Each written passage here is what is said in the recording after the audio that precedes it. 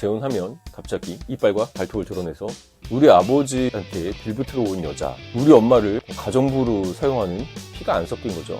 상속을 받을 수 없는데요. 나는 이용당하다가 쫓겨날 수 있다는 것이죠. All you need is love. 전 배우자와는 성관계 시 느낌이 없었다. 재혼 상대방과 이 궁합이 너무 잘 맞는다. 그리고 남자분들은 가정부를 불러 쓰세요. 그리고 현타가 올 겁니다. 안녕하십니까, 이혼 전문 문종탁 변호사입니다. 오늘 주제는 재혼하면 안 되는 상대방 유형들입니다. 보통 결혼 못한 사람도 많은데 결혼까지 하고 이혼까지 하셨으니까 경험이 많으시죠? 인생에 많은 경험을 한 겁니다. 이미 한 번 이혼하셨기 때문에 재혼은 다들 보다 신중하죠? 하지만 안타깝게 이혼했다가 재혼하신 분들, 재혼해서 다시 이혼하는 경우가 많다는 겁니다. 저도 제 의뢰인이 사모님 경우도 봤고 이혼 상대방 배우자가 재혼이었던 경우도 봤습니다. 그리고 주변에 재혼했다가 안 된 분들 얘기도 참고해서 이 영상을 만들고 있습니다. 재혼하면 안 되는 상대 4가지 유형에 대해서 알려드리겠습니다. 첫 번째, 유책이 심한 사유로 이혼을 당한 사람입니다. 무슨 얘기일까요? 제가 이런 남자 이런 여자랑 절대 결혼하지 말라 해서도 얘기를 드렸는데요. 폭력 성향이 있는 사람, 간통이라고 하죠. 불륜으로 이혼당한 사람, 중독으로 이혼당한 사람, 이것은 재혼에도 해당합니다. 그 사람이 이혼했기 때문에 깨우치고 완전 새 사람이 됐을까요? 사람은 바꿔 쓰는 게 아니라고 하죠. 가정폭력, 불륜, 중독, 이런 유책 사유로 이혼당한 사람은 재혼 상대방으로도 위험합니다. 폭력도 바람도 습성이고 습관입니다. 가정폭력으로 이혼당한 사람은 지금 여러분과 잘 지내지만 갈등 상황이 생기면 또다시 폭력을 사용할 가능성이 매우 높습니다. 배우자를 배신하고 바람폈던 사람, 만약에 여러분이 상간녀 상간남이라 그런 사람과 재혼을 했다면 여러분이 또 배신을 당할 수도 있습니다. 외도로 이혼을 당한 사람은 초혼에서 이혼당했을 때 실수를 생각하면서 보도 철저하게 바람을 필 가능성이 큽니다. 무슨 얘기일까요? 증거인멸 시도를 잘한다는 것이죠. 두 번째, 자녀에게 휘둘리는 사람입니다. 재혼은 초혼과 달리 둘 사이의 애가 아니라 전 남편과 사이에 애가 있을 수 있죠. 재혼 상대방의 자녀 때문에 이혼을 또 해야 된다? 어떤 이유가 있을까요? 애들이 미성년자면 교육비 많이 들죠? 내 자식한테 드리는 돈과 상대방 배우자 자식한테 드리는 돈이 차이가 났을 때, 여러분, 우리나라 얘기 중에 배고픈 건 참아도 배 아픈 건 못 참는다 얘기가 있습니다. 차별, 이것이 마음의 상처를 되게 많이 주는데요. 내 애와 상대 배우자의 애가 다른 대우를 받는다, 이런 거에서 갈등을 느끼는 경우가 많습니다. 자녀들이 성인이면 괜찮을까요? 성인이면 또 다른 문제가 있습니다. 사실 자녀 입장에서는 재혼을 탐탁하게 여기지 않죠. 아이들이 완전 어렸으면은 요즘은 계모, 계부 이런 얘기 잘 안 쓰죠. 내 애처럼 키운 정으로 살 수도 있습니다. 하지만 이미 성인이 된 상대방 자녀들은 여러분을 엄마나 아빠로 생각할까요? 우리 아버지한테 빌붙으러 온 여자, 우리 엄마를 가정부로 사용하는 남자,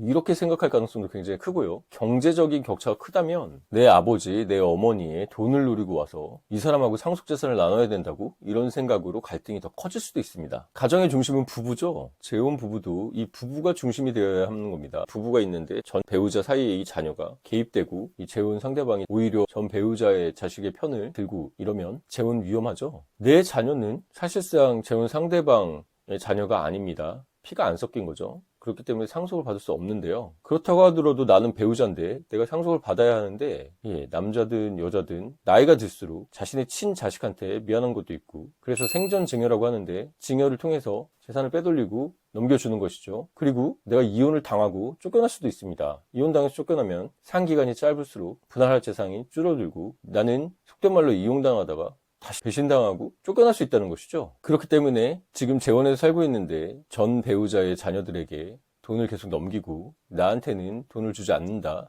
상속받을 재산이 없어질 수도 있습니다. 이 경우 재산 분할이라도 하셔서 재산을 지키고 나가시는 것도 고려해야 됩니다. 이 경우에는 재혼했다면 이혼을 고려하시고, 재혼 전이라면 이 남자가 나한테 얼마나 돈을 쓸 수 있는지, 이 여자가 나한테 돈 쓰는 걸 아까워하는지, 내 자녀와 자신의 자녀를 차별하는지, 이런 돈 문제를 꼭 고려하시기 바랍니다.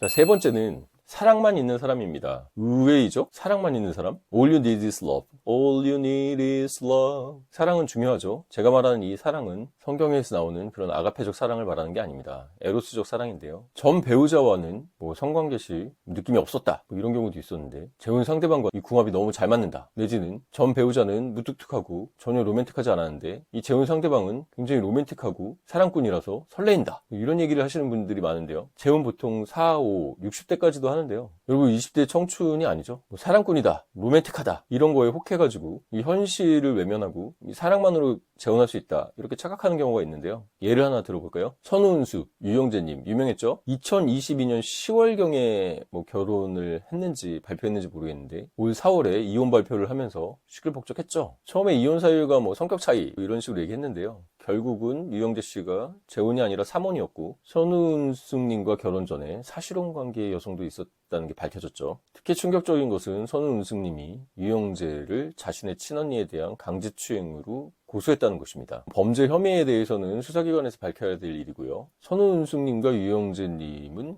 교제한 지 8일 만에 혼인신고를 했다고 알려져 있죠. 둘이 연애 과정을 얘기하면 유영재님이 완전 사랑꾼 로맨틱 가이로 나오는데 방송에서도 서로 좀 나이에 비해서 너무 과한 애정 표현을 한다 이런 생각이 들긴 했는데요. 결국 끝이 안 좋았죠. 여러분 사랑만으로 재혼이 이루어지기 굉장히 힘듭니다. 이미 나이가 있고 한번 실패를 경험했고 결혼 현실이죠. 그런데 뭔가 또다시 결혼해서 환상을 찾는 것 둘 다 성숙하지 못했던 것이죠. 사랑도 없이 결혼하는 것은 더 말이 안 되죠. 그리고 남자분들은 무슨 가정 살림 때문에 재혼하는 경우도 있는데 미소 어플도 있고 가정부를 불러서 쓰세요. 그리고 남자들도 혼자 살면 적어도 자신의 밥 정도는 차려 먹을 수 있어야 합니다. 생존과 관련된 문제니까요. 여자들도 사랑 없이 남자를 마치 ATM으로 자신의 노후 대비를 위해서 결혼하려고 하는데 남자도 바보가 아니죠. 전처와 사이에 자녀들도 있는데 결국 내가 이 여자한테 왜 이렇게 돈을 주면서 이러고 있지? 이런 현타가 올 겁니다. 그렇기 때문에 사랑은 전제. 서로 좀 애틋한 게 있죠. 이 사람 몸이 안 좋은데 돌봐주고 이 사람 뭐 이걸 좋아하니까 이 반찬을 준비해야지. 이 사람도 힘든데 이 사람 전 배우자의 자녀 무슨 문제도 있는데 도와줘야지. 이런 애틋한 마음이 있어야 재혼을 하는 겁니다. 그런 거 없이 재혼하는 거 위험하죠. 하지만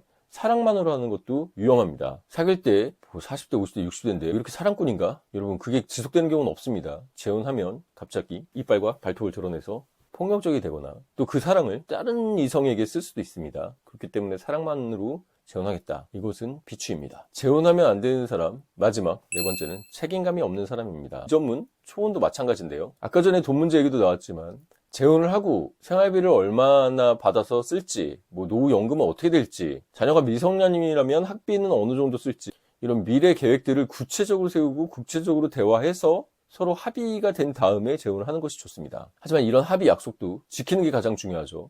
말로는 뭘 못합니까? 그래서 아까 전에 사랑꾼, 사랑만 있는 재혼이 위험하다고 한 겁니다. 말로는 다 해줄 것처럼 얘기하지만 제일 중요한 건 말이 아니죠. 말만큼 쉬운 게 어디 있습니까? 말로는 다 할 수 있어요. 만리장성도 쌓았다가 달에도 갔다 오고. 중요한 거는 행동과 결과죠. 이 사람이 약속을 잘 안 지킨다. 특히 돈 문제가 깔끔하지 못하다. 이런 책임감 없는 사람하고는 절대 재혼을 하면 안 됩니다. 결혼의 전제는 신뢰죠. 이 사람을 믿을 수 있어야 합니다. 뭐 20, 30대 초혼 때 불안정한 사람하고 만나서 뭔가를 이루려고 힘든 과정을 거치는 이런 초혼과는 달리 재혼 보통 40, 60대에 하는데 이미 이뤄놓은 상태에서 하는 경우가 많고 그때까지 이루지 못했으면 나중에도 이루지 못할 확률이 훨씬 크겠죠. 근데 자꾸 비현실적인 목적을 얘기하고 뭐 사업을 해서 한탕을 하겠다는 등 이렇게 말만 번들어지게 하고 실제로 빌려간 돈을 안 갚는다거나 약속 시간도 어기고 안 하기로 한 것을 하는 등 행동과 결과에서 신뢰를 주지 못하고 책임감이 없는 사람이라면 재혼 망할 확률이 큽니다.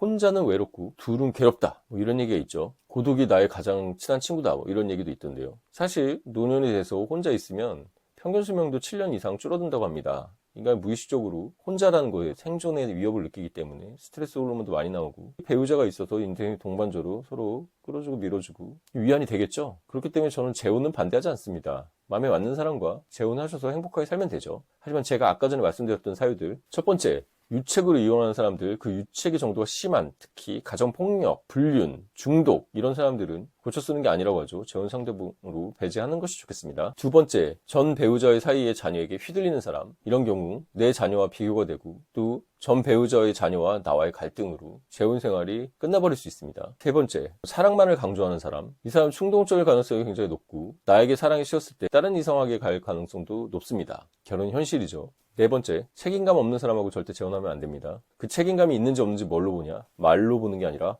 행동과 결과로 보는 것입니다. 재혼은 힘든 과정이죠. 한 번 이혼에 실패가 있고 아픔이 있었기 때문에요. 다시 재혼해서 이 배우자 아니다 싶어도 또 이혼했냐? 이 얘기 듣기 싫어서 참고 사는 경우도 많이 봤습니다. 그 마음 충분히 이해합니다. 하지만 여러분, 제가 항상 말하지만 결혼도 이혼도 행복하려고 하는 겁니다. 여러분이 결혼, 재혼해서 행복하지 않다면 이혼 한번 해봤잖아요. 이혼 또 해도 됩니다. 하지만 그 경우 꼭 전문가랑 상담하셔가지고 예전 초혼에서의 이혼 실패를 반복하지는 말기 바랍니다. 결혼은 신중하게, 이혼은 신속하게라는 말이 있습니다. 재혼은 더 신중하게 해야겠고 재혼한 후에 이혼은 더 신속하게 해야 합니다. 재혼했는데 또 당한 경우 여러분 꼭 전문 변호사랑 상담하시고 재혼 이혼도 잘 헤쳐나가시길 바랍니다. 제가 승소했던 이혼 사례들은 이혼 폴더들 참고해 주시면 감사하겠고, 오늘 영상이 도움되셨다면 좋아요, 구독, 알람 설정 부탁드리겠습니다. 지금까지 문종탁TV의 문종탁 변호사였습니다. 감사합니다.